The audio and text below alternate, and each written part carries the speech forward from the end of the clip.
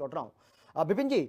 लेकिन हमारे देश के अंदर ये देखने को मिलता है अक्सर कि मौके का फायदा उठाने वाले, आपदा में अवसर खोजने वालों की कमी नहीं है सर। और ये जानकारी मिल रही है कि 70-80 हज़ार रुपए तक की टिकट पहुंच गई है, यानी कि लंदन, पेरिस और अमेरिका या जापान आपको जाना है तो आपको बहुत कम में टिकट मिल जाएगी, बहुत सस्ती टिकट मिल जाएगी। लेकिन अगर आपको मुंबई जाना है, आपको चेन्नई जाना है, आपको कहीं और जाना है, तो वहां के लिए आपको 70 से 80 हज़ार रुपए खर्च करना पड़ेगा। मतलब आप देख रहे हैं ना, आपदा में अवसर कैसे खोज लेते हैं हमारे देश में लोग। देखिए, असली दिक्कत वहीं आ रही है इस समय, क्योंकि यहाँ पर एक अंग्रेजी की कहावत है, adversity brings the best out of a person. और यहाँ पर जब विपदा आई है सर पे या आपदा की घड़ी है, तो यहाँ पर अवसरवादी बन रहे हैं कुछ लोग, तो वो मुझे लगता है बहुत चिंता की बात है। और साथ साथ देखिए, यहाँ पर we must come together as a cohesive unit. यहाँ पर सबको मिलजुल कर, क्योंकि ये नया रिफॉर्म है, इसकी भी आवश्यकता थी। ये जो नया रेगुलेशंस हैं ईजीसीए की तरफ से, अति अनिवार्य, that was the need of the hour. समय की नजाकत को देखते हुए जो बाकी हादसे हुए, आकलन करा गया, तो वहां सोच इस दिशा में गई, जो प्रशंसनीय बात है।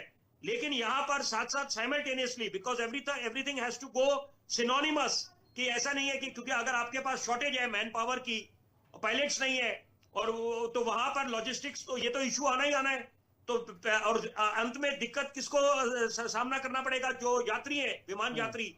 तो यहां पर जरूरी बात है, मैं एक जरूर अपने विचार रखना चाहूंगा कि एक तरफ हम बात करते हैं कंज्यूमर प्रोटेक्शन, जो कानून है 2019 का, और साथ साथ कंपटीशन एक्ट है 2002 का।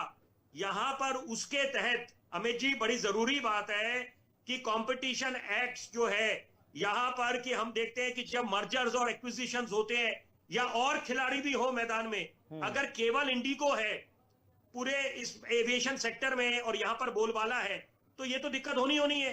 यहाँ पर और प्लेयर्स भी, एक लेवल प्लेइंग फील्ड होना चाहिए। यहाँ पर हम लोग बिल्कुल, जो जहां अच्छी बात है उसकी तारीफ करते हैं।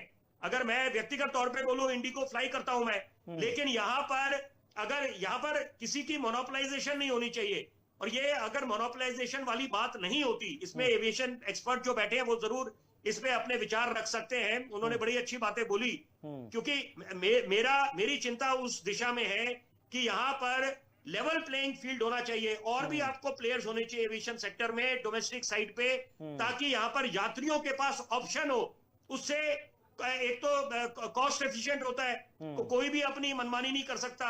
यहाँ पर जो एयर फेयर्स हैं, तो साथ में आपको ऑप्शन मिल जाते हैं, विकल्प मिल जाते हैं कि अगर आपके पास सारे प्लेयर्स हैं।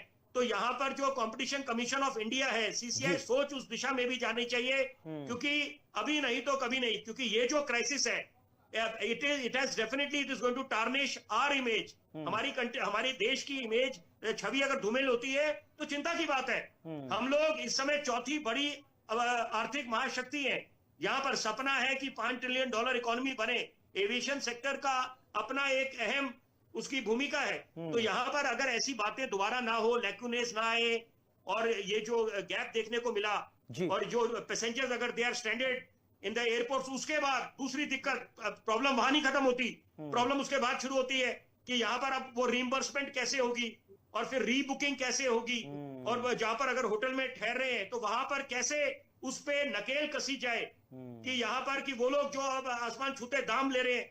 तो ये मुझे लगता है कि we must work as a cohesive system. सबकी जिम्मेदारी बनती है इस समय कि यहाँ पर, और जरूरी बात है, बस एक संक्षेप में बोलूंगा, कोरोना काल, सदी की जब सबसे बड़ी महामारी आई, स्वास्थ्य संसाधन वहां पर जो थे वो थे अपने, और आबादी 140 करोड़, उसके बावजूद हमारा देश उभरा कोरोना काल की उन परिस्थितियों में जब लॉकडाउन की घोषणा हुई। इसका मतलब है हमारे में वो क्षमता है। तो हम लोग, बिल्कुल सही बात है, हम निपट सकते हैं। सिचुएशन आती है तो उसमें हमें वो आगे बन के उतरना चाहिए।